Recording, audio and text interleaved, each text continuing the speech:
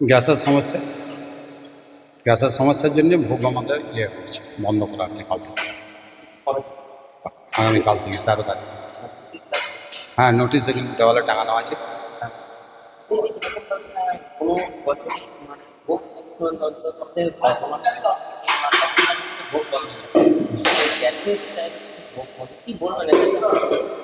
আমার কি বলবো, আরো সবাই চলছে সমস্যার জন্য গ্যাসের আর একবার ভোগ বন্ধ হয়েছিল লকডাউনের সময়।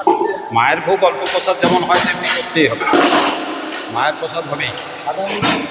সাধারণ যাত্রী থেকে ট্রাস্ট বোর্ডের তরফ থেকে নোটিশ টাঙিয়ে দেওয়া হয়েছে দেওয়ালে, এই জন্যই কাল থেকে গ্যাসের ক্রাইসিস, গ্যাস মূল্য তো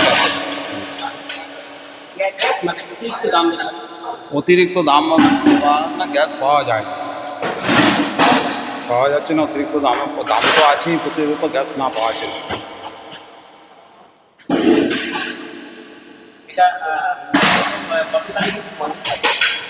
যতদিনে গ্যাস স্বাভাবিক হচ্ছে ততদিন বন্ধ থাকবে, তার নোটিশে এটাই লেখা আছে।